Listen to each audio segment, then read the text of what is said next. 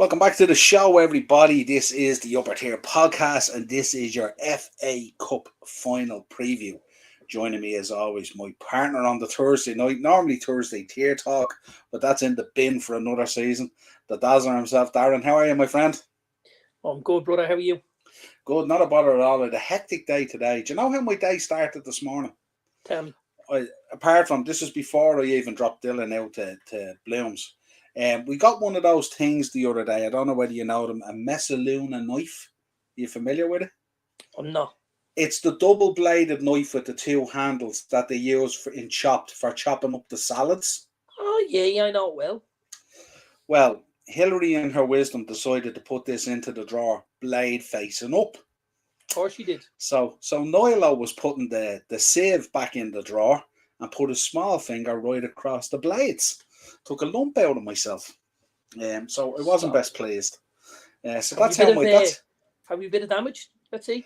Yeah, there's a little bit there. It's not too bad. I plastered it up and stuff like that, and I put a bit of, that good glue, that flesh glue was on it and stuff like that, right. And all, because as you know, with these things, we have to soldier on. We can't lie around and feel sorry for ourselves. Take days off or stuff like that, no, but we couldn't. We're too busy for this stuff. You know yourself. I've seen lads go to A&E for less. Absolutely, 100%. Morris is in the chat as always. Any Mason Mount updates? Yeah, we'll be getting to that. Don't worry, Morris. Plenty of Man United stuff on the roster tonight, as they say. He is like a dog with a bone about this, isn't he? You wouldn't believe how happy he is that Man United are signing Mason Mount. And you know what?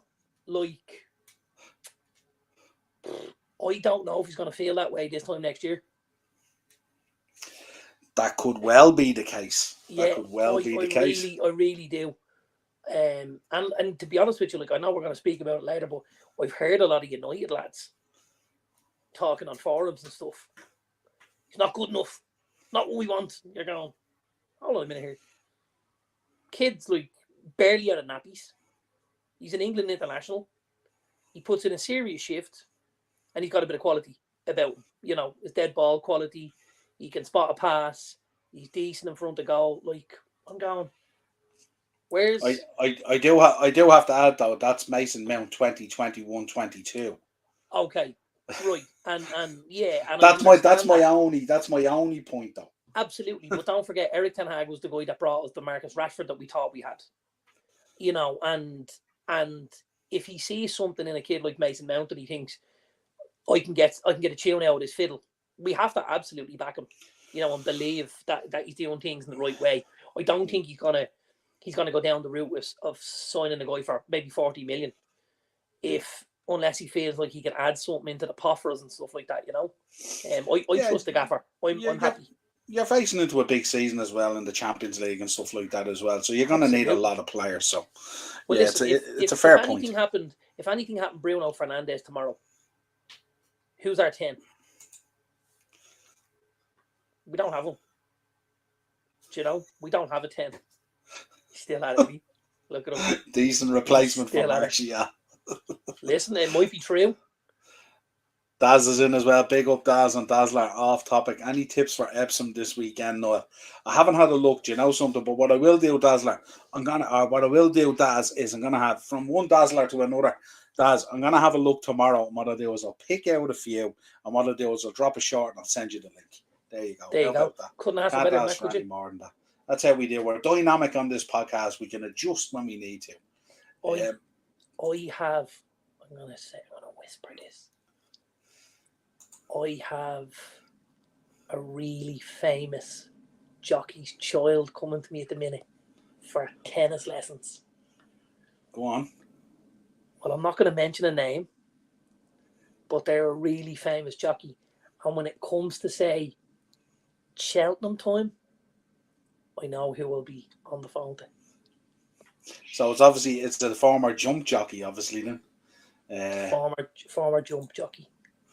Morris says he's going to miss the final. Morris, you will not be missing the final as long as me and Dazzler can contact you on the phone. Don't worry about that. We will keep you fully abreast of what's going on. Don't worry about that.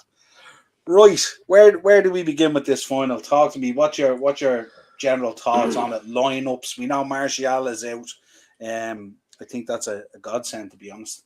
In fairness, but let me know your thoughts on lineups and stuff like that. Let's delve in where we see the key battles are. Obviously, we're going to have a talk about the treble being on the line. This is kind of, I presume, in your thinking at the moment, you don't see Inter Milan doing anything. So last chance saloon at stopping the treble really lies with yourself. Absolutely. And I think there's something nice about it kind of sitting with us as well. The fact that it's our treble we're trying to protect, and that we have an opportunity to go and be the fun police and spoil the party. I think I don't think we want it any other way. I don't think we want it to be an Arsenal or a Liverpool, even though they might stand as good a chance as winning the match as we do. I think it's nice to be able to go and defend your own honour, so to speak. I suppose when we talk about the lineups, like, I kind of think Pep is a little bit between a rock and a hard place here. On the basis that obviously he's got Champions League final next week. And although we do think, City are going to look after Inter, I don't necessarily think they'd want to go in minus 2 or 3 players to make the game a little more difficult for themselves. And let's be honest, if you offered Man City an FA Cup or a Champions League at the start of the season, we know which one did they take it first.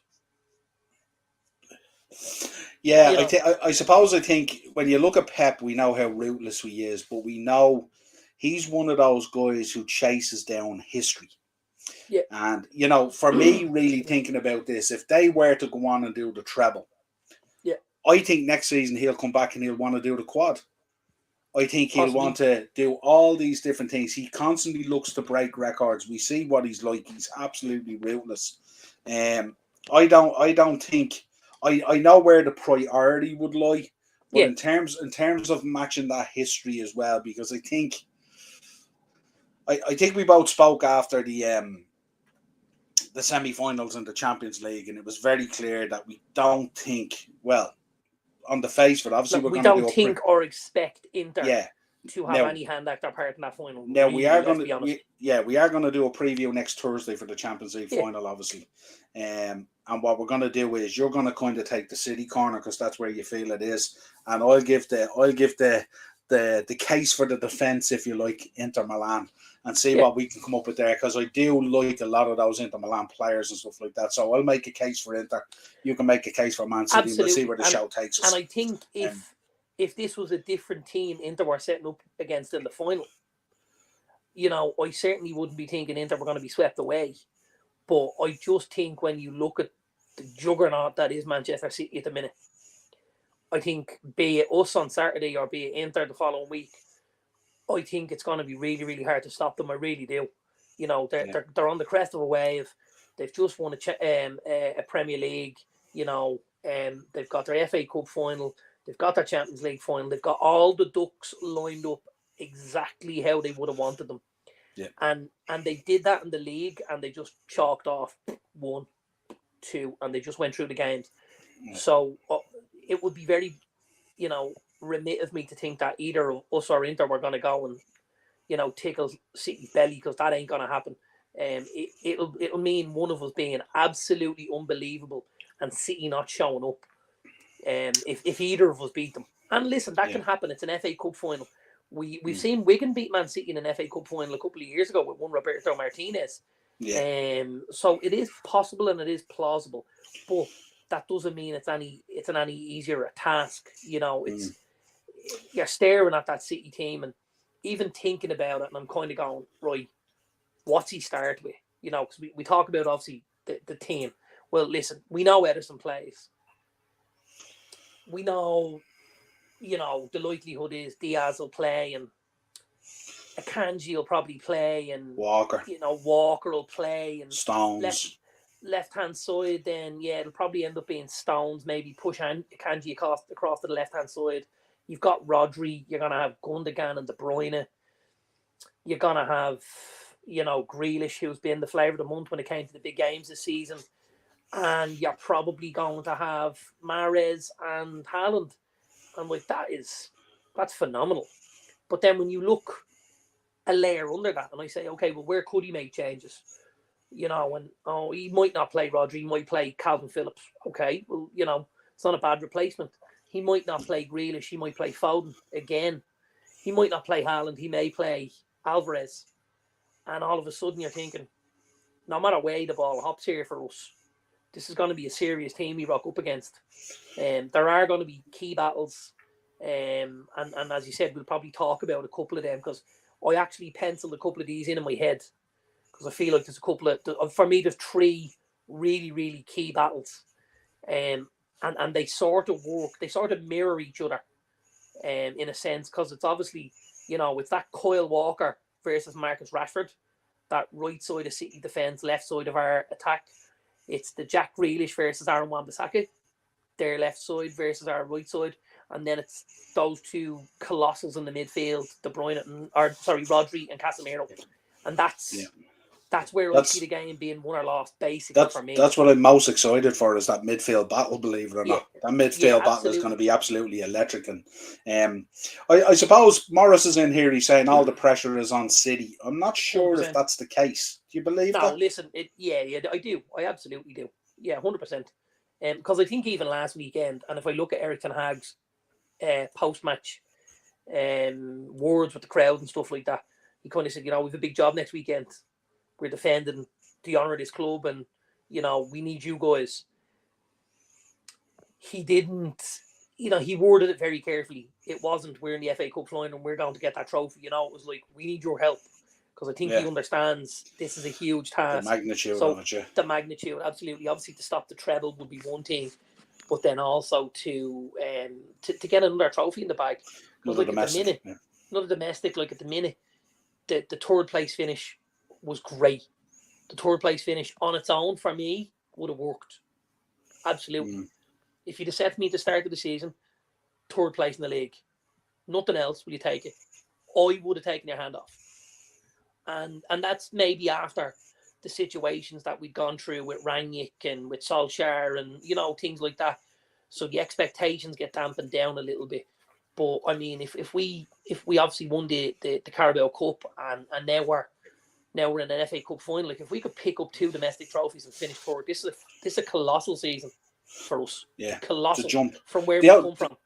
The only thing I would say about the pressure is that the understudy or the understoryline here really is the treble, isn't it? And that's huge. Absolutely. Because you are the guys who have that. It's the holy grail, really, at times when people talk about that 99 team and the culmination of it and everything. Yeah. And I don't know. I wouldn't, in terms of pressure, there must be a lot of pressure on that. And it's interesting this week. I thought there would have been a much more bigger build up to this in terms of setting the narrative and the story behind this, and you know how it's all evolved and stuff like that. But it hasn't for some reason. But it's just, for me, if we had have done the treble, the thoughts of sharing that with Everton would absolutely cut me up inside. You know what I mean? I know it's that one thing that you always have. It would, but also, and like, again, you know, there's a little bit of the romantic in me, and I've no reason or rhyme why I should feel romantic about Manchester City Football Club. I'm a Man United fan. There is also a little bit of a tipping of the hat.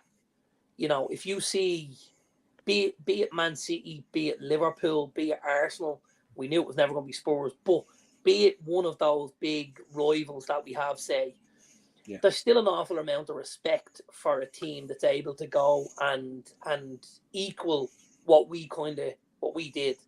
It hasn't been equaled before, and you know, it could be equaled. If not, again, it stretches our legacy, our run a little bit longer, and you'll take that all day long. But like, also, if somebody does it, as much as I'd be like, Jesus, we have to share this with them, you also got to look and go, there was teams that didn't, there was lots of teams, like, you know, even Liverpool, again, who have always been our biggest rivals. For me, Liverpool will always be our biggest rivals. They'll always be bigger than Manchester City, for me. Because when I grew up, that's how things were. City only came to the table quite recently. Until then, they were playing in playoff finals with Nicky Weaver saving penalties against Gillingham and stuff like that. So, you know, but when you look at Liverpool, like, if it was, when we won the treble, I know Liverpool fans that were like, you know what, I really want to hate them, but they're unbelievable. They are unbelievable. You know, they were like, and it killed Liverpool fans to say it, but they still did it. They still went, you know what, this is special. We're watching something special here. And again, we're all football fans. We all, you know, we should all enjoy watching good football. And listen, if I'm not watching Man United, I'm all right watching Man City because, you know, for at least for 90 minutes, you're going to have something interesting to have a look at, you know what I mean? With all the dynamics there and stuff. Yeah, no, I get you all right. Let's take some comments. Daz, who's the ref for the final? Morris is saying Paul Tierney, is it? Must be Paul Tierney. No, I reckon that's a Oh, that's a stab, is it? I reckon that's a stab. Now, listen. Good Manchester boy. Let's see here. It should tell me on live score. I guess after what we witnessed last night, so long as it's not Anthony Taylor. Shocking. Acers has put up a 6-1 special there with the bookies final. Let us know the detail of the special, Acers. Morris is correct. It is Paul Tierney. It's Paul Tierney, yeah. It is Paul Tierney. Yeah, I saw some of the socials today of Jose in the underground tunnel or car park. You would have seen it on our very own shorts. Right. I just thought to myself, this is prime Jose Mourinho, you know. Now, listen, was he wrong? Nope, absolutely not.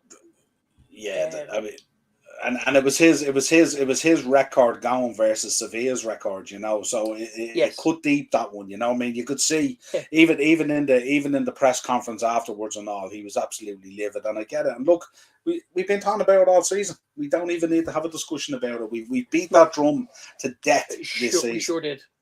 We sure did. Morris is in Haaland versus Weghorst, Battle of the Giants. Absolutely. Only one winner there, though. Does Shaw start at left back or central, Darren? If he's fit, he starts at left back. Because he didn't play the last game of the season, don't forget. He was out injured. Now, it does look like he'll be back.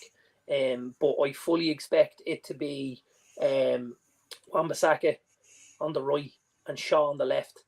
And Varane and Lindelof in the middle, who've done really, really well for us. Really, really well, especially in the last kind of 6 to 8 games when Martinez got injured and stuff like that. And the last 4 games, don't forget, we had 4 wins on the bounce, which took us up to third and kind of finished the season off for us after they exit from the Europa and stuff. Morris reckons Maguire will be left back in the dressing room. Are we going to see here a John Terry part 2 where he strips out of the stool, jumps into the kit for the presentation for the trophy or something like that? Is this what we're going to witness out with this guy, the parting moment? No, because it's actually one of Eric Ten Hag's favourite substitutes to make is to bring Harry on. He does it quite a lot. If you watch him, about 10 minutes from the end, you'll generally see about 60 minutes gone. You'll see Maguire start going to warm up, and he'll leave him out there about 15 minutes. Call him back in about 75, and by the time 80 hits the clock, Maguire's ready to come on and kind of fan the flames of any aerial threat in the last 10 to 15 minutes and stuff like that. I wouldn't be surprised to see him at all. Interesting. Acer City are overwhelming favourites. Absolutely, we'd expect 100%. That. Anthony won't be match fit. Massive risk if he starts. Listen. It's the last game of the season, so. Yeah, so we don't. You're not looking for him in 2 weeks' time, which is great. And he's got plenty of time to heal up after if there's anything needed. But you still got to protect the kid. I don't think he'll start. I actually think that was made a lot easier though by the fact that Jadon Sancho managed to show up on the last day of the season against Fulham and actually had a really good game. Really good game. One of his better games in a long time. So, I think we might see Weghorst. And we might see Sancho and Rashford on the wings and Bruno in behind Weghorst with Eriksen and Casemiro. Because I think he'll keep the boy Garnacho, that if we can keep it close, you have him and Anthony possibly to come off the bench with a little bit of impact.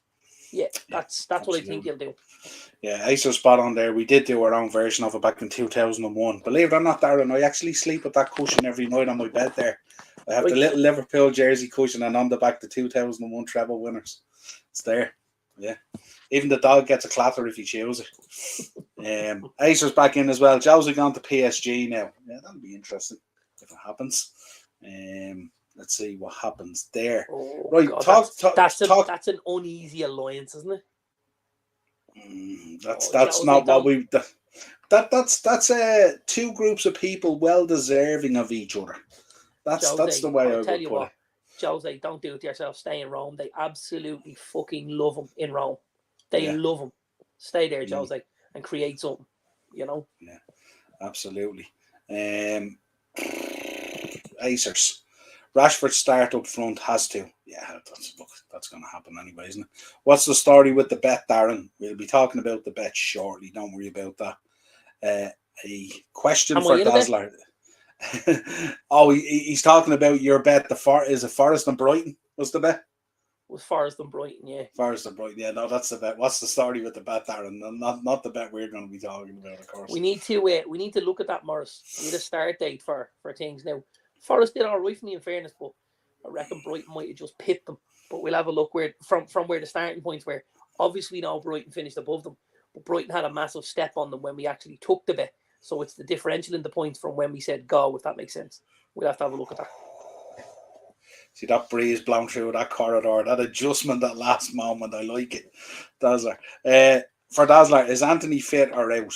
I think they're racing to get him fit and stuff like that. He's 50-50 at the minute.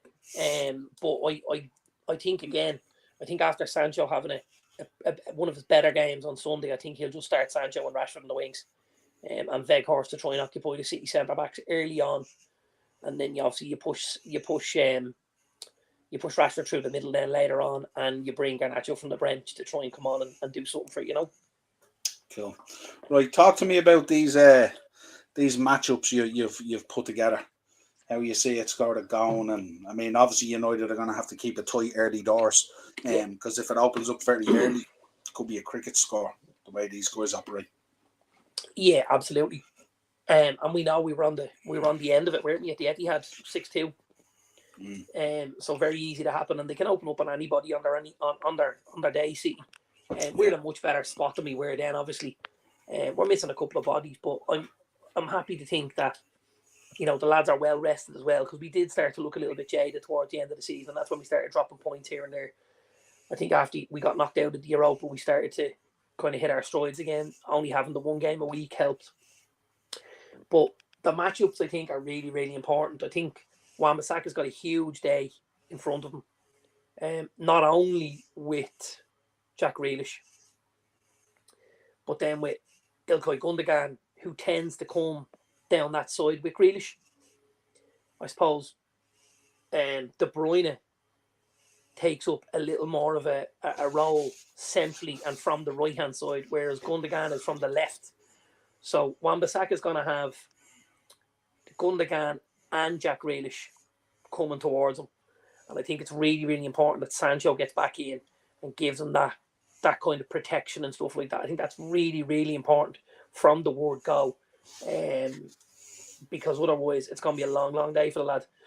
I did have one thought, and I shared this on social media, and it was shot down fairly quickly. But I did think maybe he would start with both Wan-Bissaka and Dalot. So previously speaking, Dalot had played in a more advanced role for us. He's even played on the right of a front three. Now, when he played on the right of a front three, he was there for his delivery, which is quite good, but he was also there to get up and down and help. Now, if you obviously play Wan-Bissaka as the right back, you've got your two midfielders, your Eriksen, your Casemiro, and then your three in front are Rashford, say, and Bruno, and then Dalot.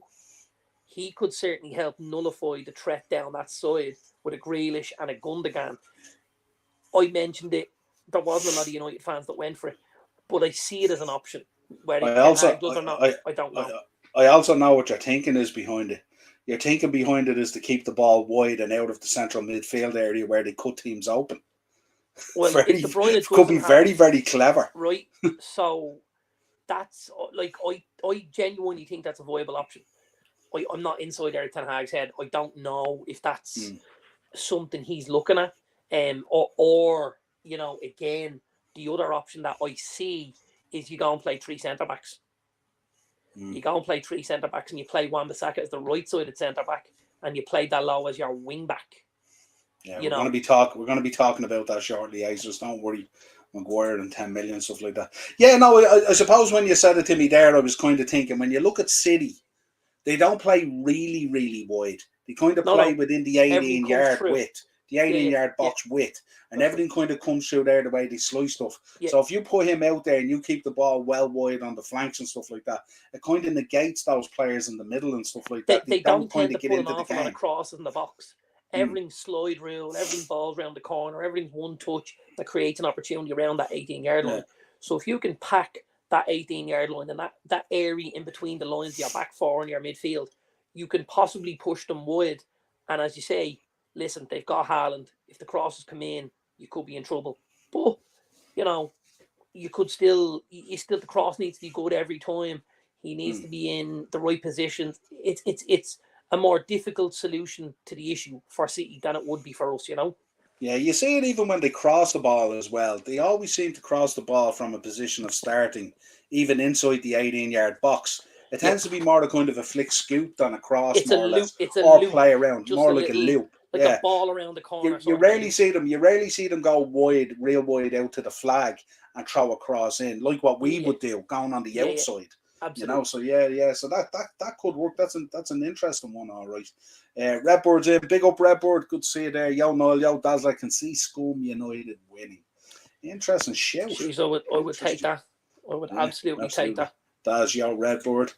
Daz, Henry is live. Good man, Henry. Good stuff. Looking forward to hearing after the cup final, Sir Jim and the Glazers announcement. Don't think it's going to happen that quick, but we shall see. What doing, Redbird? That's a good one. What else are you thinking of at the moment? I mean, defensively, boys. Are you expecting a kind of a chess game here? Are you expecting kind of an open game? I think what will happen is, to begin with, it'll be a game of chess, because I think everyone's going to be cagey. It's a final. It's going to be tit for tat, stuff like that. But then I think it's going to open up around about that 60-minute mark. And that's when we'll start seeing if someone's a goal up, someone's got to go chasing, and then it becomes that game of basketball, that end-to-end stuff. Now, here's the other thing. Could the weather play a part on Saturday? Absolutely. We know Wembley, at the best of times, is a difficult venue to play in. Sun trap. Absolutely. And I think this weekend they're talking about 20 to 22 degrees. We're talking about water breaks and stuff like that as well, from what I believe. So that could also play its part. And, that'll make the game more difficult for everybody. Absolutely. Morris wants to know, you're doing a watch along for Ireland versus Gibraltar. We would if we were paid. Sure would. Right. Taking all that in, give us a prediction.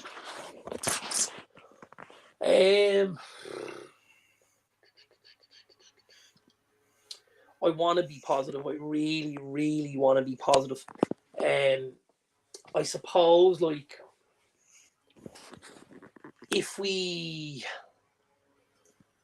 took it to extra time, that would be positive for me. That we got through the 90, that it was 1-1, it was 2-2, whatever it was. We got to there. Dare I say, David De Gea saving a penalty last week? Yeah, we absolutely don't want to go near a penalty shootout. Not even close. But I think, if you can get it to an extra time, but even when you talk about getting on to extra time, like City's bench, just monsters. Especially when you look at some of the names we've got missing. Like, City don't have an awful lot missing. I know the Boyaki is out, but we've a few more out. I think, obviously, possibly Anthony. You've Martinez, and then you've Martial, and then there's a couple of other bodies out. But I think if we got to the extra time, I'd be happy enough. Like, I'd love to see us win it. Like, nothing would give me more pleasure, but I just think it's going to be tough. I'm going to go City 2-1 after extra time. Yeah, see, this is Aces. Rodri and De Bruyne will run the game, destroy United defence apart with Haaland scoring for fun. That would normally be typically the narrative that you're expecting from people if you've looked at what's happened this season and stuff like that. The thing I would say is, we've just spoke about it there. If United keep the ball wide and they stretch it out, it kind of negates that Rodri De Bruyne situation somewhat, and maybe that might be the way that they're thinking. So they may not have it all their own listen, way. like there's no bigger fan in the league than me of Rodri. You know, I love the guy. I think he's a serious footballer. He generally though. You pulled him as your player of the season, remember? Yeah. No, so I think he's phenomenal. I really, really do. But he doesn't necessarily run the game the way somebody like he's not a passing centre midfielder. He sets tempo when he plays the screen really well and stuff like that. But as soon as he gets the ball, he's just looking for the two boys either side of him, which is Gundogan and De Bruyne. I think Gundogan at times goes really, really under the radar. And there's a lot of people don't appreciate. Smashing player. Yeah. There's a lot of people don't appreciate how good he is and what he brings to that City team. I think he brings that kind of, that Frank Lampard quality, in a City shirt where he arrives late onto the party, just arrives in around that 18-yard box at a really good time, and is able to kind of pick a spot really well. He obviously, similarly to Frank, he takes penalties as well. Yeah. And he we spoke about Odegaard this season. Odegaard this season has a way of doing that as well, arriving late at the right time, and he's picked up some great goals from it as well. Yeah, absolutely. Yeah, get you. Yeah, spot on. Morris, I think the first goal and the timing of it is absolutely crucial here. Always is. Yeah. Always is, especially in a cup final like that. Right, let's get on. Let's talk. Oh, sorry, did you give me your prediction?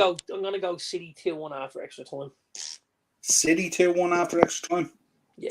Can't be going against your team. The treble's on the line. Can't be going against your team. Come on. Get Roy Keane in the dressing room tomorrow. Tell him how important it is to get this sorted, lads. 99 is on the line. 99 is on the line. Your head, not your heart.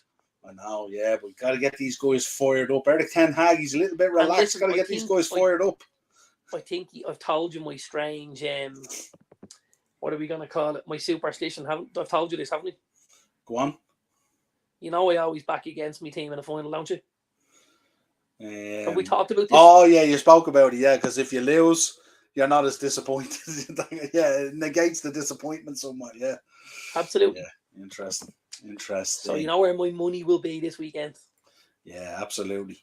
Right, let's get into some sort of news and stuff that's going on at the moment. We are going to be talking about United as well. But first of all, congratulations to Sevilla last night. I think that's 7 Europa Leagues now. Still undefeated in finals, which is absolutely exceptional. I got home in time just to see the end of this. As in, they were in extra time, you know. So my wife's not a huge football fan. She knows a little bit about things, obviously, and she's been to Old Trafford a couple of times and whatever. But when the game was edging towards penalties, I said, this will play into Sevilla's hands.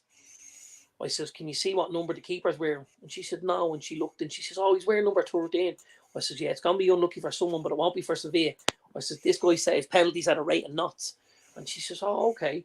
She said, like, if she said, would you back them if it went to penalties? I said, I'd absolutely back Sevilla if this goes to penalties. Lo and behold, goes to penalties. He saved 2 of them, because don't forget, he got a touch on the one on the way to the post as well. Yeah, it was a great save. And she said, Jesus, like, you know, what's the chances you were able to call that? I said, listen, these are no pushovers. This guy was phenomenal in the World Cup, Yassine Bono. Absolutely phenomenal. The one thing I would say, and it absolutely leaves a better taste in my mouth, is we annihilated these guys in the first half in Old Trafford. And didn't... Should have been over. Should have been game over, right? And you fast forward, like, am I saying 4 to 6 weeks later? Roughly, yeah. And they're lifting the trophy. And I'm going, Jesus Christ, man. That should have been us. Yeah, and it's a mad setup as well, isn't it? 2-0 up or 3-0 up at half time. Yeah, I think you were 2, weren't you? I think we were 2. Yeah, I think you were 2. Yeah, 2-0, I think. You should have been about 6. It was like, and we were wasting chances because we were going through the gears, and I was like, oh, we could be in trouble here. Just ridiculous. Like, now let me see here. We were 2-0 up at half time. Marcel Sabitzer had scored 2, and we were 2-0 up until the 84th minute. Yeah, and then crazy. We wasted chance after chance after chance at the chance.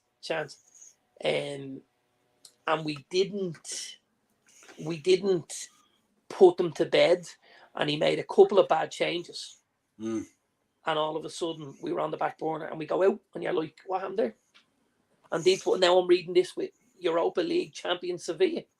You're thinking, what could have been? We could have been going for our own Liverpool treble this Saturday with the Carabao, with the FA, and with the Europa. Yeah, absolutely. But hats off to Sevilla getting it done. Absolutely. And out of nowhere now they jump in, don't they? Get a Champions League spot for that as well. They get a Champions League spot. And by the way, something I heard last night while the game was on as well. They're on their third manager this season. Yeah. The third manager. Like, geez. Third time's a prize, isn't it? As they say. My God. Todd Bowley running to try and make somebody unemployed, thinking, I only need to get rid of one more and we're good. We're good. Absolutely. Let's talk about this man. I think he's rocking the third kit. What you thinking on this? No, I think it's the third one, isn't it? Because it's the crest change. Yeah, so they announced today, or what I saw today. Initially, I had thought it was going to be the away jersey. Sorry, and then today, it seems to indicate. I don't know whether you can see that there. Yeah. That it's going to be the away one rather than the third one. Oh, okay. So they've changed it up. I think so. And it looks a small bit different than the picture there. Because hang on, I'm trying to make sure the iPad doesn't fall here. If you can see that, the collar and stuff is a little bit different. Yeah. Just a smidgen. Now, this jersey has not gone down well with Man United fans. And I don't know whether you heard this or not. Did you? Is this in relation to the crest? No, this is in relation to how much it looks like I think it's the 2011 Liverpool jersey. Yes. Yeah. There was a New Balance gear that you guys had, which was white with the red collar and with the red chartered accountancy and stuff like that across it. And it was very, very similar to this. And United fans are not happy about it at all. A couple of them are literally spitting fire over it. How we end up with a kit that looks like something Liverpool had 10 years ago, Yeah, absolutely. Yeah. What you're making on the crest change? I tend to not like them messed with. Yeah, I'd be a traditionalist if I'm honest. It's your club crest. It should look the same no matter what it's on. Now I know you're getting all these. I don't know whether you've seen these ones. There's the lad Saville. Have you seen this guy who does the Adidas jerseys? Yeah. And about halfway through the year, they come out with this jersey, and some of them are black, and some of them have different, fabrics and colors. And is it Peter Saville? I think it's Peter Saville, if I'm right. And it's definitely not Jimmy anyway, but I think it's Peter. And he's this designer, and he's linked in with Adidas and stuff like that. And he's brought out different jerseys and different outlooks and takes on them and stuff like that. For me, I'm not a huge fan of the crest. I think it should be left alone and it should look a certain way. But I do also understand that we're always evolving. And the crest that we had, all those years ago doesn't necessarily relate in the same way as something slightly newer and more modern can. And case in point on that is, I don't know whether you've seen it, the changes in the FAI, how they've done it. Yeah. Have you seen that there's like 10 or 12 of them and they go from one to the next and it goes all the way along, and you're like, it's just evolution, isn't it? You've got to change something every now and again to kind of... Yeah. Yeah, it's just, I suppose the fact it's more a kind of an icon that they're putting on there, obviously the devil and stuff like that, rather than some sort of modification to the crest, so it's kind of like this is way out there in terms of a change, if you know what I mean. It's not even a different changing of a colouring or something to blend in with a jersey or No, a but backsplash like a patch. But if you even look at, say, like, look at your own kit, you don't have a badge, you have the liveaboard. Do you know what I mean? Yeah. That is your sort of a badge. And the designers might be thinking, let's take this big, awkward looking badge off the jersey and let's turn it into that emblem that signifies the crest, which is the, so it's just looking at it with different eyes and stuff like that, isn't it? Yeah, I absolutely. do know there's a lot of people not very happy about it, but yeah, for me, I won't be buying it anyway because it's white. And I'm a big guy, so I don't wear white. It just doesn't look well. It always reminds me of when Spurs released the first. Remember those first figure hugging jerseys? I think Spurs were the first to come out with them, and they came out with a white one. And I used to work with I used to work with a guy years ago, and this guy was a big unit, a bigger unit than me and you. So I won't mention his name, and he bought the jersey. He looked like somebody had poured him into it. Yeah, he looked it looked like a second skin basically, and I was thinking that's a bad idea. Skip that one. Yeah. What do you make of this story today that came out today, Mashiri? It looks like Everton's troubles. Before we get into that, actually, Daz is asking us, for both of you, odd topic, who do you think will win the Ashes this year? I can safely say, I'm not sure about you, Darren, but I can safely say what I know about cricket. I was going to say you'd put on the back of a stamp, but you can put on the back of a stump. Because that's the only thing I know about cricket. I know nothing about cricket at all. I know a little more about cricket than Niall does. I would be a little bit of a closet cricket fan, actually. And actually, England are doing a pretty good job of taking Ireland apart today. They bowled them out for 172, which in a test match is pretty low. I think it's going to be good, Daz. I really think it's going to be good. Obviously, you probably have to favour England being on home soil. And obviously the baseball effect that we've seen over the last few years. I think we'll have to go with England. I think it'll be tight, mind you. It's a good Australia team.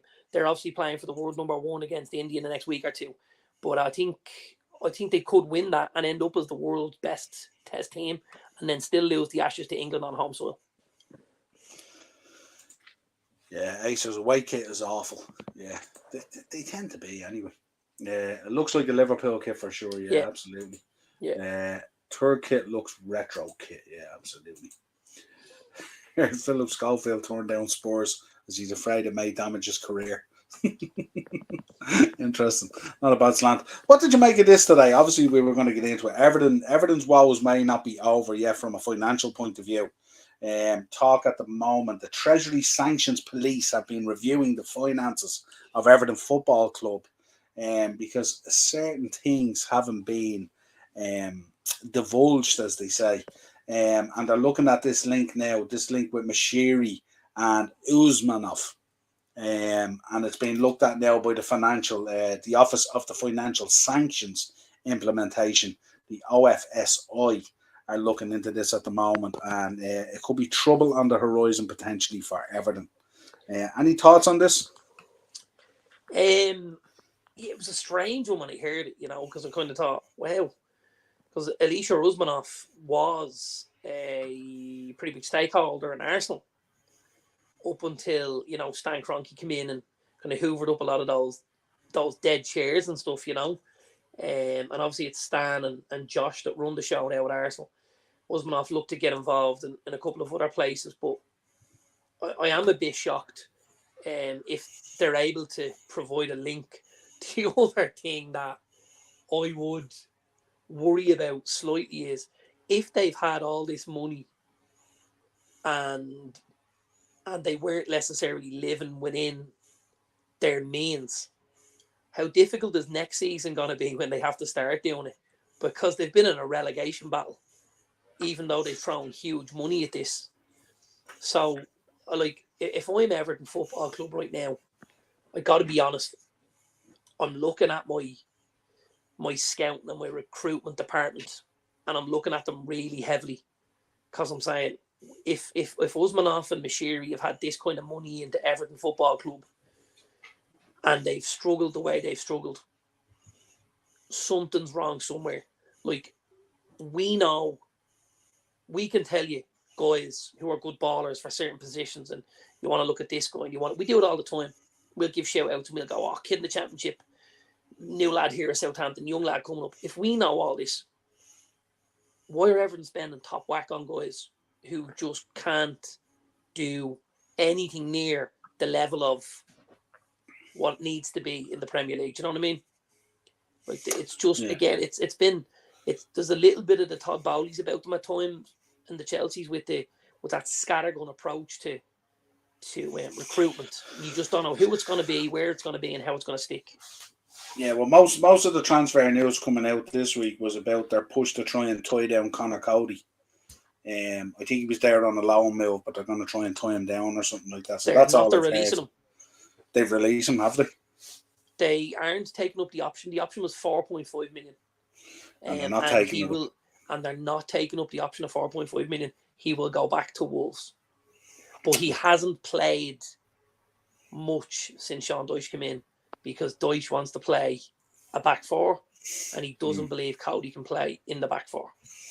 Interesting. We'll keep an eye on it, though. It's interesting. But the boy Ruben Vinagre is the same. He was on loan at Everton, got injured, and he will go back without the option being taken up. Both boys, lads, will return to Wolves and Olympiacos, I think it was.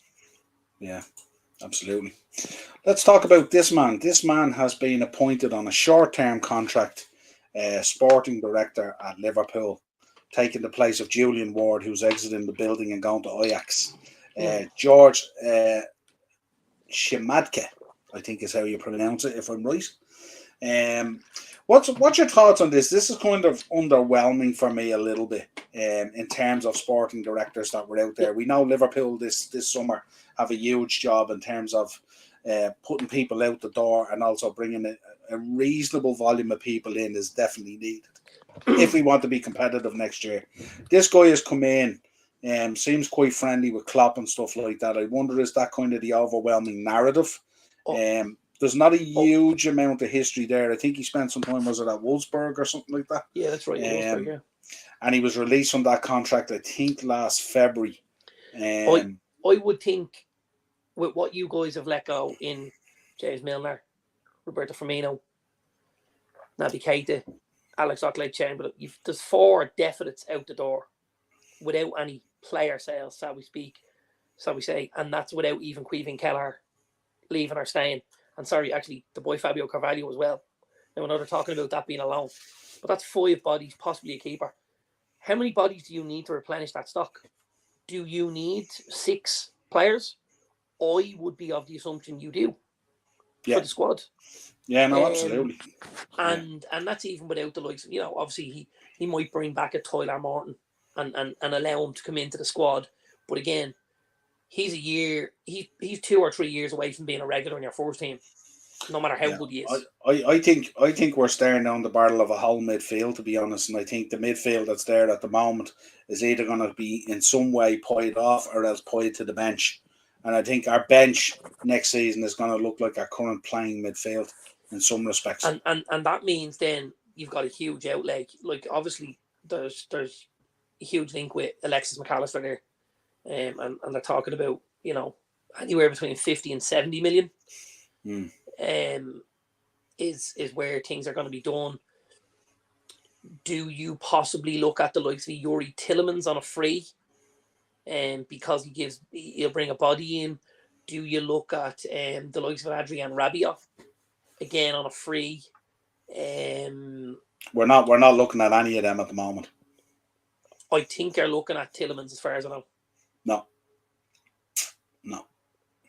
I'd argue that one with you, but yeah, I don't see that happening. No, yeah, but that I suppose you've got to look at this from a logical point of view. There's only so much you get to the end of the pot, and if you need, so that would tell me that along the line of 5 or 6 signings, certainly 2 of those need to be either very, very low levels or free. Because of the other players you buy, anywhere between 50 and 70 million for McAllister, you're up over 200 million straight away with 4 players. And if you need 6, you've got, you know what I mean? I did a review of our season last night, and I went down through the squad, and I went down through the 7 summer transfer windows that Jurgen Klopp has had. Yeah. We've averaged, I think our average spend across those 7 transfer windows is 62 million. So at 200 million, that'd be a big jump, right? Yeah, and we've only gone over 100 million in one of those windows. And the funny thing about it as well, if you look at the season we won the Champions League, we didn't invest right after it, and the season we won the Premier League, we didn't invest right after it. Crazy. So crazy. And that's something that's obviously come back to bite you. The other thing I would say as well is I think this is a summer where both club and ownership and manager have realised that they've been remiss in their job over the last 4, 5, 6 transfer windows, and it's now a case of having to fix up. And that's why I'm wondering, is this guy brought in short term until they find the solution that they want? Because there's quite an overhaul ahead. I think we're staring into quite an overhaul this summer if we want to be competitive next season. I listed out our squad yesterday on a slide, Darren. There was say 25 players on it or whatever it is. I didn't go really, really deep, but there was about 25 players on it. Of those 25 players, there was questions over 11 of them. Which is huge. I had questions over 11 of those. I think we're okay. Goalkeeping wise, I think we're okay. And up front wise, I think we're okay. But I had huge questions about our midfield, to the point where you could raise a question about every one of our midfielders with the exception of Bajetic. And you could raise a question over every one of our defenders with the exception of probably Konate. And that's scary. That's really, really scary when you think about the season we've gone through. Yeah, listen, I think maybe we're a little bit extreme on with all the defenders, you know what I mean? Because, I don't think, what would your question mark next to Robertson be? That he'll stay, or? For me now, I'm looking at that left back position there. I don't think Costas is good enough. I think he has struggled. And I look at Robertson, and I think Robertson this season has been a shadow of the player that he has been. And I think we're going to probably have to look at bringing in a left back as a starter, and Robbo maybe as the backup for that left back. And then what they do with Costas, they're going to have to decide. If you look at that side of our play, that left-hand side of our play has been traffic jammed up. Robertson's delivery is horrific at times coming in from that side compared to the right-hand side. And I think that link-up play between himself, where he had a synergy there with Mane, because Mane used to come in a bit narrower, so it opened up that space down the opposite. Now you have Diaz going wide, or you have Nunes going wide, or whatever it is, and it just all gets blocked up. They're on top of each other. How many times this season have you seen Robbo trying to put a ball into the box and it comes off a defender and goes out for a corner? All season long. And long. I suppose, I can understand that, but you've also got to remember, when you're weighing things up like that, generally speaking, one side of your back four will always be more productive than the other, especially when you look at the quality that Trent gives offensively. Now, for me, the way I look at it is, Trent is always going to have more assists on that side. However, Robbo is also going to cough up less goals on this side. Do you know what I mean? Which negates the fact then that you've got, and again at United, it's a similar sort of a thing.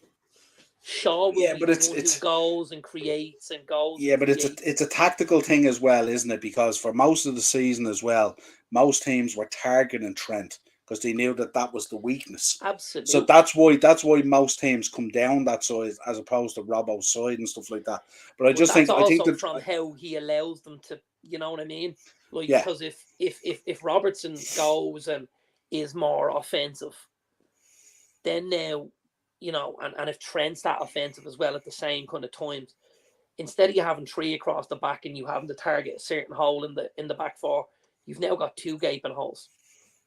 And I think it's important that you have the stability of one goes, one stays, one goes, one stays.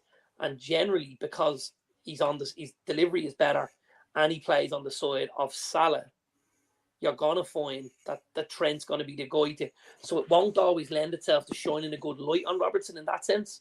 I think the year that they went kind of head to head for it was a little more of, a fluke than than what's going to happen every year. It was more a kind of a scattergun approach as well, because our high press was working as well and our high line was working. Now we ran out of legs, so our high press has kind of dried up, which means our high line has a real problem now. And that has happened as well. Whereas we were able to get away with it because we knew when you have Van Dijk in his prime and stuff like that and all, he can mop up. Whereas now you look at Van Dijk and you've seen the season he's had, he has struggled this season as well. So the high line has done nothing to help Virgil van Dijk. Yeah, and the thing about it is, I don't necessarily think it's the defenders at times as well. I think what happens is our press from the front wasn't there, which allowed teams the opportunity to come out instead of being get out quicker and stuff like that. Yeah, but I just think I have big questions over that left back spot at the moment. I think it's been a very poor season on that side. I think Robbo at times has looked lost. And I think when Costas has come in, the drop off has been huge. So that's something I would be definitely looking at. Ted is in. As much as I hate it, I think the treble is incoming. Let's see, they've 2 hurdles to get over and can happen. Morris, can't wait to see Spurs' new manager in action.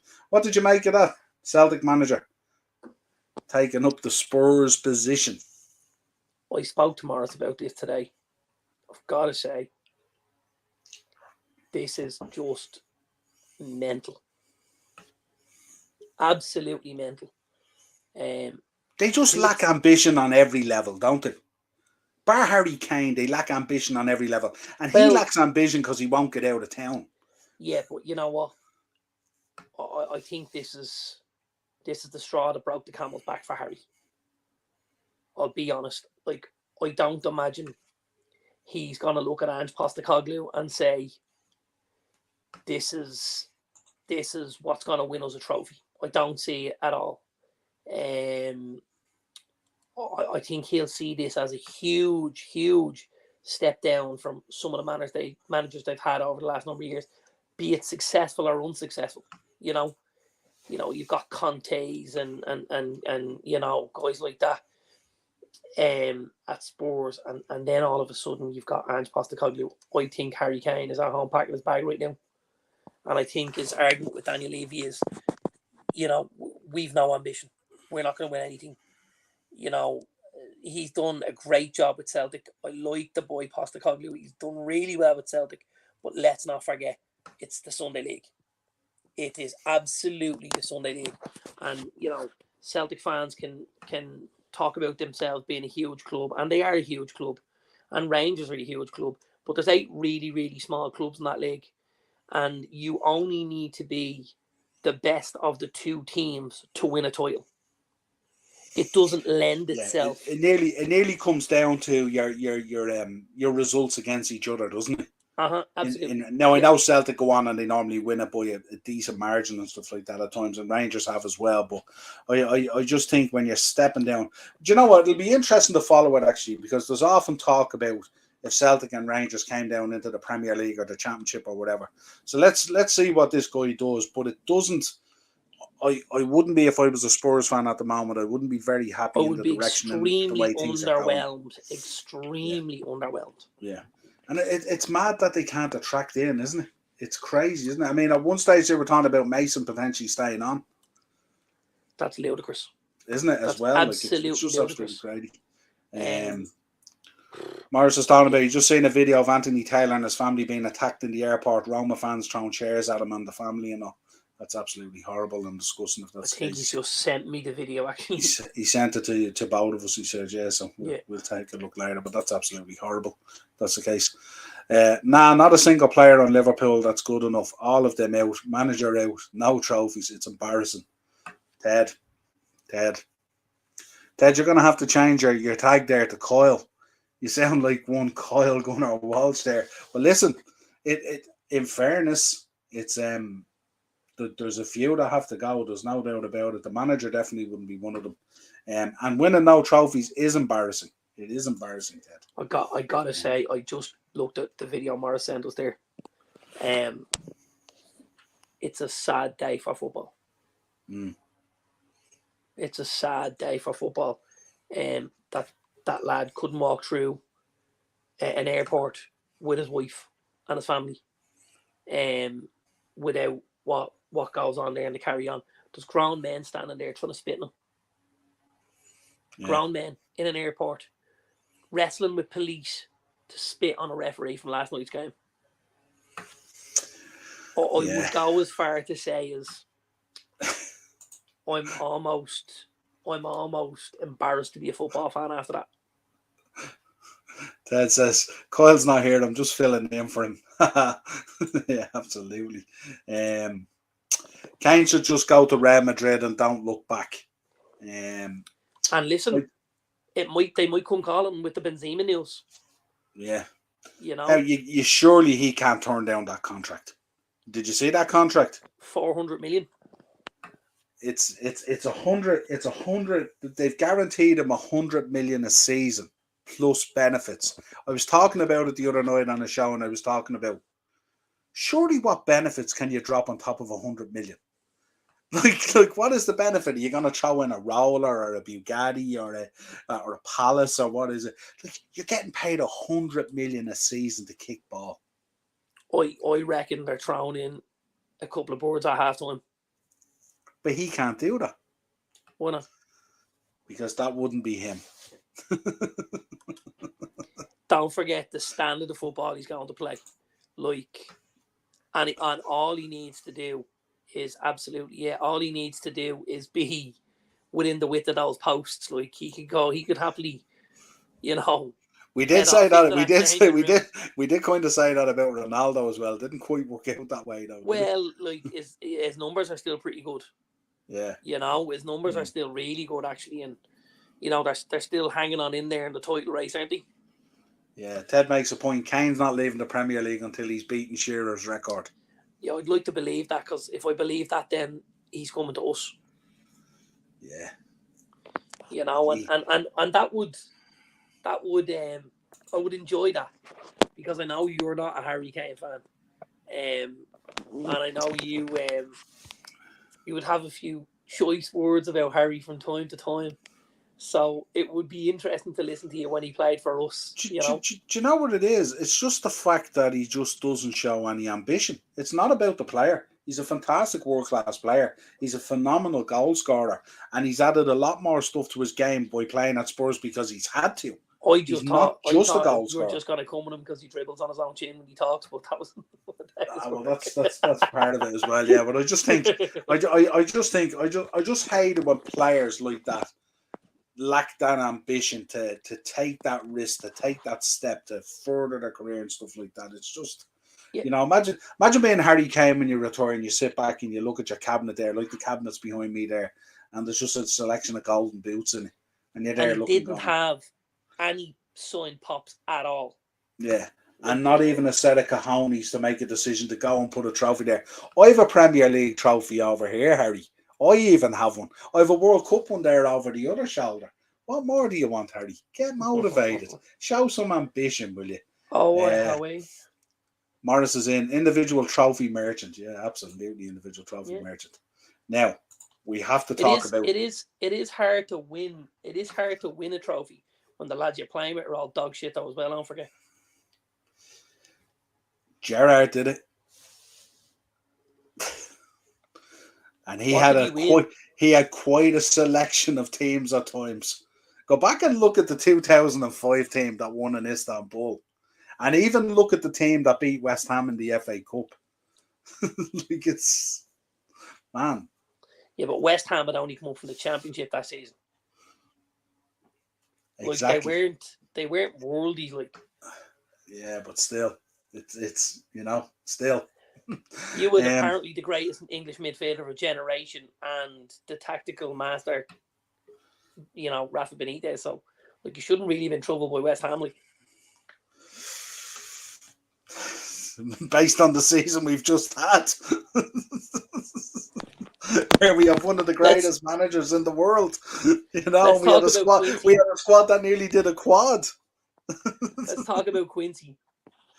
What do you make of this? This is just crazy. Has been prosecuted for alleged drug trafficking of 1,360 kgs. Now, if you're going to do it, knock it out of the park. Don't have doing it. Don't be caught with a little bag walking into a disco or a nightclub. No. You know what I mean? No, and young Quincy wasn't going to be caught with that either, was he? He's gone bigger. He's going home. Well, Quince, pack your bags, pal, because you are going to the joy. You're getting locked up, my boy. Mental, just mental carry on. 75 million, I believe, was the figure they put in it. And that's been conservative, I would imagine. How does this happen? How does a guy who's playing football, who's making decent bread? I heard someone recently. It was a guard, and he said, "Oh yeah, there was such and such street value of cocaine," and the guard said, "How much the fuck are you paying for your cocaine then?"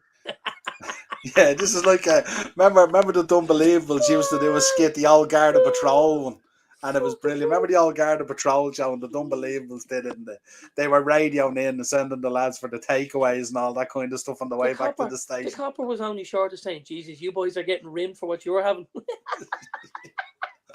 Most of those boys get it for free. Ted, not even that many golden boots, keeps getting beaten out of them. 30 goals in a season and no boot. Yeah, it's not a. He's operating in the time of Mo Salah as well, and of course Son was excellent last season, fell off this season, and then Haaland shows him. United won't be paying Daniel Levy 200 million for Kane. Do Real Madrid will be sneaking in for 80 million? Not a chance. He definitely ain't. He definitely ain't getting 200 million from him. I know that. He'll get as close to 200 million as Chelsea will get 80 for Mason Mount. Ted says, you've had Steve Finnan in 05 Istanbul, no? Quality baller, El Steve. Crazy Russian police, says Acers. Yeah, but this is mad, this stuff with Quincy. Quincy. The problem was Quincy made a few too many promises that he couldn't keep, and now he's on his way to the slammer. Some people just can't keep their powder dry, as they say. Isn't that what they say? Jesus Christ. I kind of visions of looking into a harbour and just loads of these bales just floating around on boyos in this harbour. Have you seen that film American Made with Tom Cruise? Yes. And he cuts the hole out of the plane, and as he's going over the things, he's just dropping them, shoots. Yeah. Just dropping them into the things, and the lads are underneath them like into the water, and away they go. It kind of reminded me of that Cocaine Bear movie or something like that, you know? Just dropping in like 1,360 That was a weird one, wasn't it? Do you know the funny thing as well is, how do you end up with 1,360 kilos? Why not 1,400 or 1,300 or 1,350? Might have been a restriction. It might have been a fat pilot, you never know. Yeah, or maybe only had so many suitcases checked in bags or something like that, is it? Yeah, he was on Ryanair. Like that. Yeah, absolutely. Right, talk quickly. We'll finish up with United. Mason Mount looks like he's going to come in. Harry Maguire looks like he's going to go out. They're happy to pay him 10 million to leave. Which is we are absolutely not paying Harry Maguire 10 million to leave the club. So, like, that is the biggest load of bullshit I've ever heard in my life. Why would you pay someone to leave a club when he's a saleable asset? Like, we know, and we've spoken about this before, we will get a certain amount of money for Harry Maguire. He's still England's first choice centre-back. We'll probably get somewhere between 25 and 40 million for Harry Maguire. So this talk of us paying him 10 million, well, I suppose fucking ludicrous. I suppose the issue is you have to find a suitor for him. And that's the difficulty, isn't it? Listen, there's enough football teams in that league that need half decent players, you know. Yeah, but he's going to command a certain wage as well, isn't he? He's at a certain wages level as well that takes a lot of those teams out of that factor, doesn't it? Yes and no. Like, he's obviously captain at United and stuff like that, but like he's certainly not on the Bruno or the Casemiro wage or something like that. He will be at a certain level, but I do believe that maybe, he'll end up somewhere on loan initially, and we'll loan him out in the hope that he has a run of form and that somebody then decides, okay, he's had the form that we thought he might have. We'll push the button on this deal for 30 million or whatever and something like that. I don't. 10 million to pay. Well, I suppose I suppose the thing about it is, one way or another, to avoid the hassle and the uproar and all, not the uproar, but the instability next year, you got to get him out of the building, don't you? And you got to get a captain in there and a vice captain. You don't have to get him out badly enough that you pay him 10 million to leave. Absolutely. No, but I mean, you don't want a situation next season where you're starting the season where Harry Maguire is around the team. He won't be. I'm full sure of that. And listen, don't forget, he's also a bargaining chip when you go to certain tables. Because let's be honest, and when we go to have the conversation with Daniel Levy, as we will have to have, there are certain players at Manchester United that we can put on the table. We know Spurs need a goalkeeper, right? Hugo Lloris has been atrocious, and Fraser Foster is 35, 36 years of age. They need a goalkeeper. Your first chip is Dean Henderson. You push him onto the table, right? There's your first chip. There's your starting block. Spurs don't have a centre-back that you can hang your hat on other than Christian Romero, who has massive anger and injury issues, right? If he's not suspended, he's laid up. Of the rest of the players that Spurs have at centre-back, they're not great at all. The options aren't good. Your second bargaining chip for Harry Kane is Harry Maguire. Slide that onto the table. Your next bargaining chip. I just want to stop you there for a second now. I'm thinking of Spurs next season, right? Postecoglou. Yeah. Harry Maguire. Yeah. And Eric Dyer. Listen, right? Dean Henderson in behind. Yeah, and I still think, by the way, we've got two other bargaining chips on that. I still think we've got the Scott McTominay that you can push onto the table and say, there's Scott McTominay. And don't forget. Sounds like he's gone to Newcastle, doesn't it? Quite possibly. Be great move for the kid. We like Scott. We like Scott. And the other bargaining chip is somebody who Spurs have held a long interest in, which is one Anthony Martial. So, I mean, all of a sudden, when you've got those chips to put on the table and to balance out some sort of a deal, you know what Levy's like. Levy might decide, I'll have two of them and 20 million. Okay, fine. Take Maguire. Take Henderson. There's 20 million. We'll take Kane. We got two off the books. We've cleared two lots of wages. We got a guy again who's possibly going to, score 30 goals and get us closer to a league table. Like, that's music to my ears.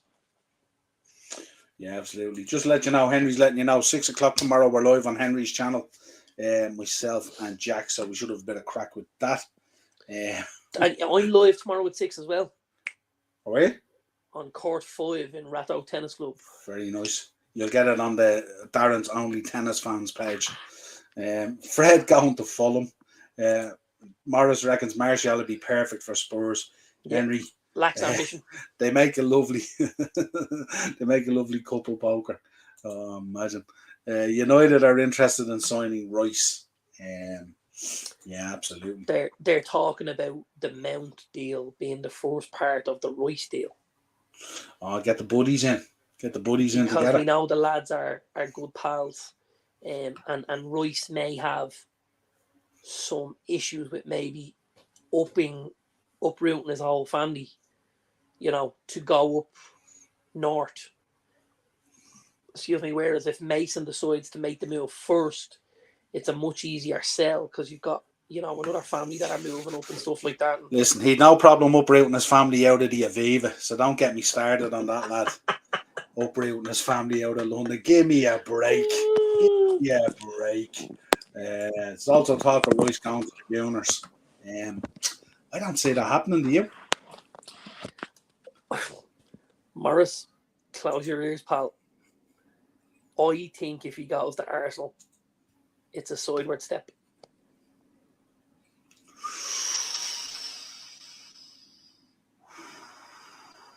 This time next week, he could have a European trophy in the bag.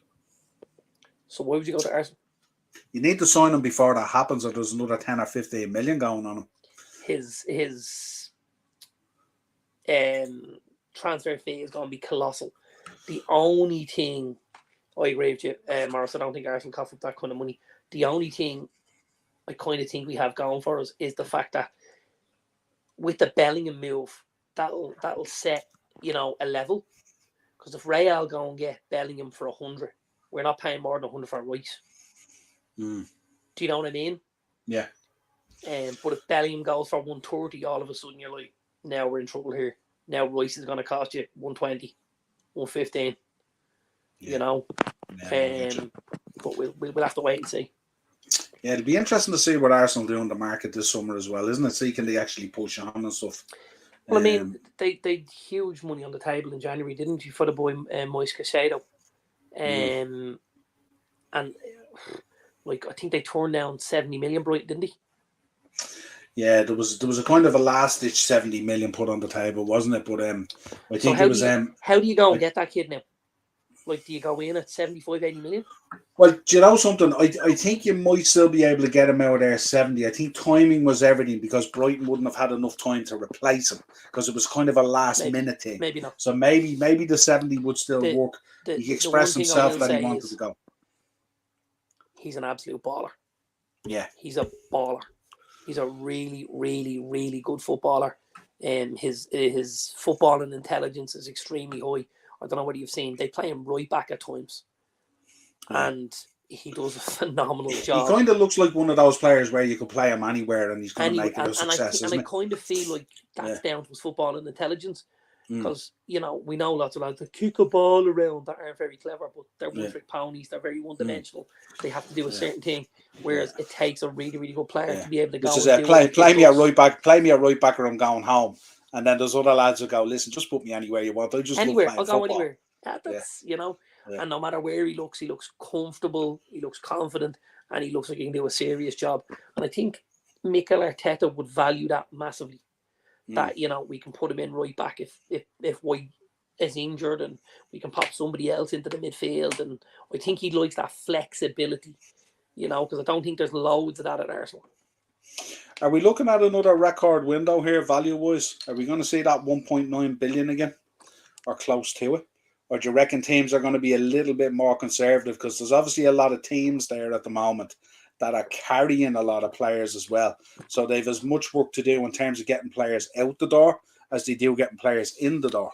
Yeah, but that still means that people are leaving. You know what I mean? So the volume will dictate an awful lot.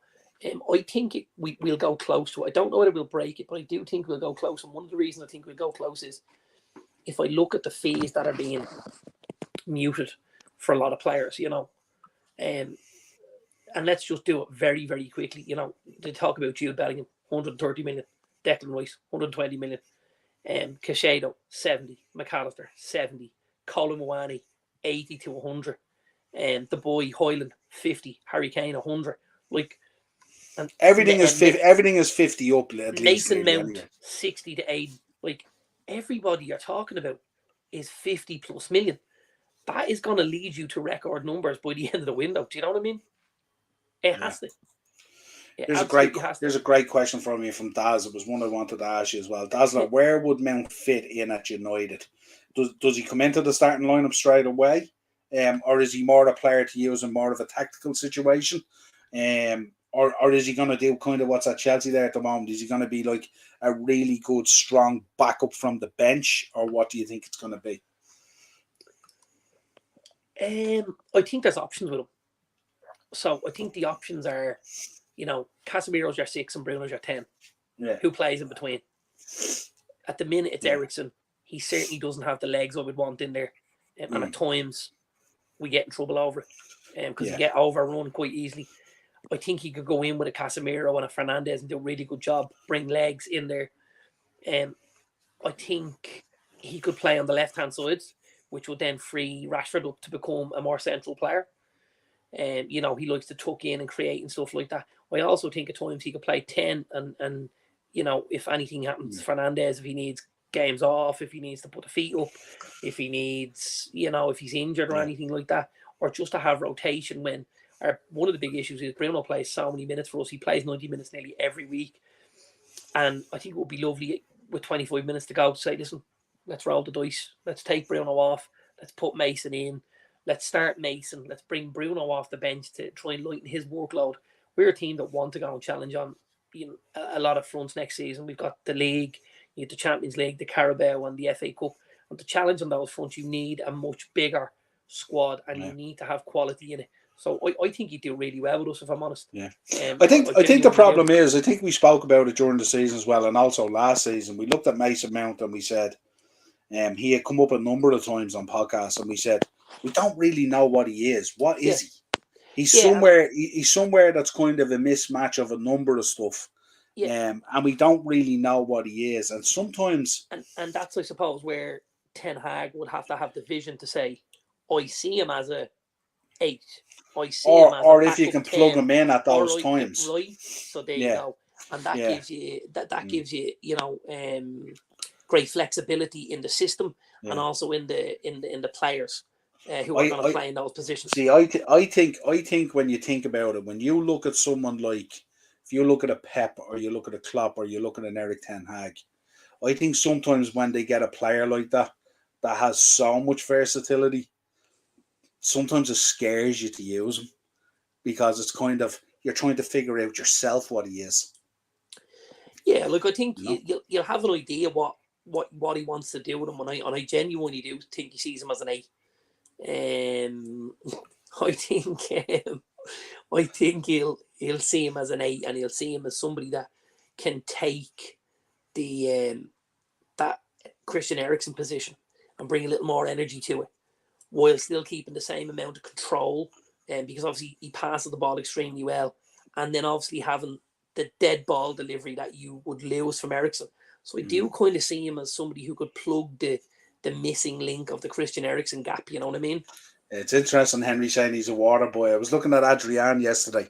Apparently, we're going to offer him a second renewal on his contract at the moment. The guy is on, and I was shocked as well. Apparently, he's on 58 grand a week, but apparently he's great for motivation in the dressing room.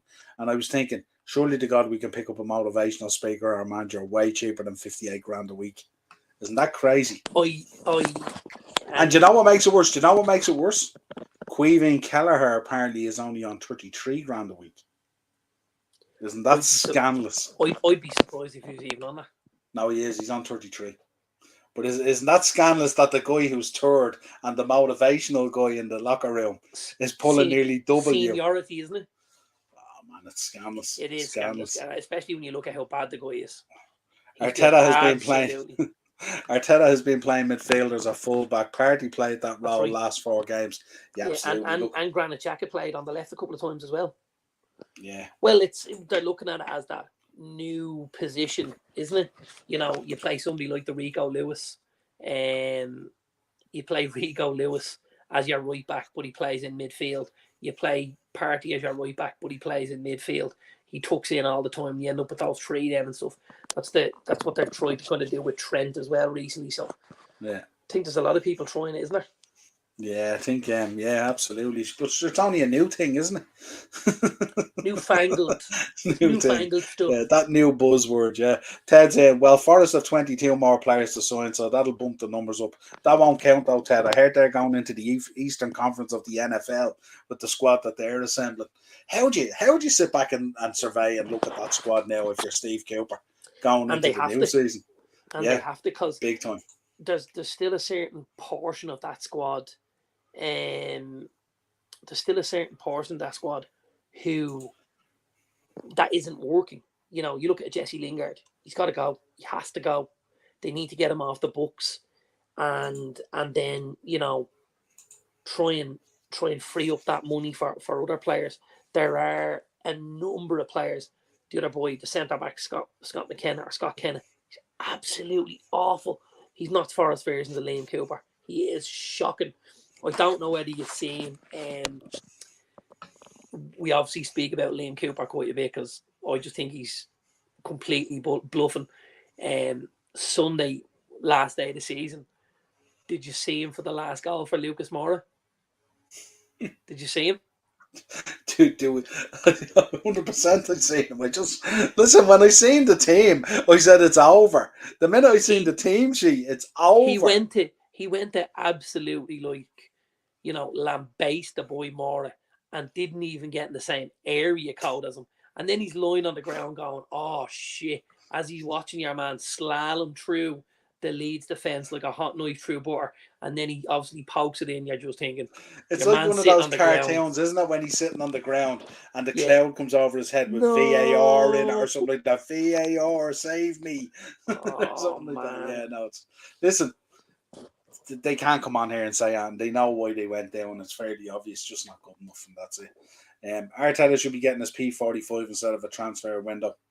A lot of Arsenal fans would agree with you on that, but a lot would disagree with you as well. I think it's harsh. At least give him 10 more games. Hopefully, Luton sign Walcott, Connor Cody, and Shelby. Something tells me we're going to be Luton fans next season, aren't we? It's going to be interesting. Absolutely. Who did I see them being linked with? I saw them being linked with someone already, and I thought, oh no, was it somebody who's being relegated? It was somebody who's been relegated, and the talk was that they're going to go to Luton while their team comes back up, you know. Who was it? Is it a Harvey Barnes or something like that, maybe? Go out on loan. No, I know exactly who it was. It was the boy Dewsbury Hall at Leicester. Yeah. Because he had apparently been on loan at Luton already and got on really well and things went well. So when he came back from the loan, he went into the Leicester side. So the talk is now, while Leicester have dropped down to the Championship, they loan him back to Luton and keep him in the Premier League and keep him progressing. And I was like, no, really? But surely he's going to be one of the first names on the Leicester team sheet next season, you know? If he decides that's what he wants. Henry, is the McAllister deal done? Apparently, personal terms have been agreed and they're just putting the final touches on the deal with Brighton and stuff like that. Apparently, the announcement will be made next week, apparently, when the window opens or whatever it is. And the Kone one, what's the stats for Kone? I think the stats are pretty good on him and stuff like that as well, but we've only opened up negotiations on him and on the other boy, Turam, as well. So we'll see what happens there. It's all very early days. And the central midfield lad from Toulouse, is it? Or not Toulouse. It's not Toulouse, is it? Yeah, good little footballer, that kid. Big dude as well. Yeah, but yeah. So we'll see. The McAllister one looks like it's going to be done. My only fear is when they do a deal like that early for a big player on big money, then as Darren said, they back off a little bit and you start getting a sprinkling of freebies and all this kind of stuff dressed up as what you potentially might want and stuff like that. 58 grand a week for Adrian, that's dreadful. I really don't understand that neither. It's just it was I think he's 33,000 a week, apparently. That's what it was. Is. Something similar to the Scott Carson thing, isn't it? I hate Virgin. I was right in the middle of my stream and the screen goes black. That can just happen. Not gonna lie, Henry, I think you're the only bloke I know who doesn't like virgins. Are you having a laugh, Henry? Virgin wouldn't fuck you like that, or they'd lose their name. Very good. Are you sitting on a sea full of plastic bottles here and so much interference? Oh, Ted, that's the best thing I've ever heard, Ted. Oh, absolutely. Cracker. Ted, I love you. That's a belter. Right. Yeah. That's really it, so another show in the bag. We'll know more about this treble come Saturday and stuff like that. We're going to be doing a show next week, myself and Darren, on Thursday again. We'll be previewing the Champions League. That won't be too long. But I think what we'll do is we'll use that show, Darren, as well to do our 11s. So we're going to do our team of the season. We're going to do a team of our season outside of the top 6. And we're also going to do our flops of the season, our 11 flops. This is a lot of homework now. You're going to have to make notes of this for me, you know what I'm like? Yeah. This will be Thursday at about 8:48, and I go, shit, I've something to do for the podcast. Get me a pen and a piece of paper. Virgin wouldn't know where to stick it, to be honest. Jesus Christ. Morris in, mount by 11. Absolutely. I think Morris is going to eat a humble pie on Mason Mount. Meslier in goal. I think Morris is going to eat humble pie on Mason Mount. I really do. That could be potentially the structure of a very good bet for next season, actually. But listen, absolute pleasure as always. Just to let you know, we're going to be coming back with audio shows as well. We're going to be back on Spotify, Google Podcasts, and Amazon Music. So keep an eye out for that. If you don't want to check out the ugly faces and you just want the audio. Who wouldn't want to see our faces? Let's be honest here. Absolutely. Horror show at times. Ted is in. Is the flop episode just for signings this season or just those who were the flop this season? It can be anything you want. Sorry, I said who wouldn't want to see these faces. And I look across to the bed and my wife is sitting there laughing. I'm sure she's putting the hand up going, I don't want to see them. Yeah, Jesus. Yeah, absolutely. Ted, it can be whatever you want. You could just let us know. Virgin's meant to be the cheapest go figure. Sky and BT the most expensive. Yeah, absolutely. Well, Niall, you know I happen to have a particular provider in my house. And how bad is my Wi-Fi? Yeah. Wouldn't be the best at all now. My Wi-Fi is pretty fucking bad, let's be honest. And I too, Henry, am a Virgin Media customer. Fact. I think you'd find a Virgin quicker than you'd find Signal here. Fucking hell, man. And he knows where to put it. Yeah. Just saying. Kids to prove it now. Yeah, so on that note, next Thursday, Champions League preview. Really looking forward to this Champions League final. And we're also going to be dropping our 11s. So if you want to let us know your 11s, you can email us at theuppertierpodcast@gmail.com and we will chat about your 11s on the show. We're looking for the 11 of the season and the 11 outside of the top 6. So those two, and then our flop 11 of the season as well. Going to have a bit of fun with that. We always don't share them in advance, so it's always a surprise and always good. I just thought of a really good idea. I don't know if it'll work, but I just thought of a really, really good idea. Yeah. I wonder would I be able to create my 11s on fantasy football and take like screenshots of them and everything. Recreate your 11 from fantasy football. You know, if I went into my fantasy football app. Yeah. Yeah. It's not letting me make any transfers. I was saying if I could make transfers, I could take out my players and add them so that I had them in a little thing like this for a graphic. Do you know what I mean? Yeah, you're able to do that. All you do is go onto Google and it's there's a thing out there called either Team Builder or something like that. I'll send you the link. And what you can do is you can select your colours, you can select your formation, and you can drop the names in there. You send that to me, Niall. Yeah, I'll send you a link to the website. It's a great website. It's great fun, actually. You can mess around. They've all the different formations and stuff like that, and all the different kits and all that kind of stuff. What a man! There you go. There you go. Right, till next time, folks. Really appreciate you. Make sure you're subbing to all the channels in the chat, supporting us all season long. We've had an absolute blast on this journey. We've kind of 1 week go to round out the kind of season fully with the Champions League final. But it's been an absolute pleasure every Thursday bringing these shows to you with Darren, the Beat the Bookie and all that kind of good stuff. We've really had a real good time. And you guys have provided us with that entertainment in the chat as well, because if you guys don't show up, it's just me and Darren here having a chat amongst ourselves, and we do that all week long. Anyway, I'm going to say we do that 3 times a day anyway. We just don't record it. We just don't record it. So as always, if you could subscribe to the channel, keep it going. It's growing all the time. Hope you're enjoying the shorts. They're going out every day. We're also on TikTok as well, and we'll be back with the audio shows, as I said, on Spotify, Google Podcasts, Amazon Music. And until next time. Look at that. Look at that. Huh? Will I tell you a funny story? It has to be really quick. I'll tell you a funny story. I decided last week in my infinite wisdom, that I was going to have a whiskey on the final day of the season. Ted wanted to know what the Beat the Bookie is for the weekend. Don't have one yet. We'll pop something in the comments. But Haaland to score. Listen, you're not going to get much off that. I decided I usually drink the Jameson ginger ale and lime. Yeah? Yep. You know, this is my drink, my go-to. So, of course, we're kicking off against Fulham last weekend. I said to myself, you know, I'll have a Jameson. But as of now, ginger ale and lime. I'll have a can of lemon and lime prime. Okay. With the whiskey, right? Okay. So mix up the drink, couple of little umbrellas, few ice cubes, have the whole thing ready to go. Slice of pineapple, the whole thing, like Del Boy. Like that, absolutely right. I get halfway through the drink and I have to pour it out. Why?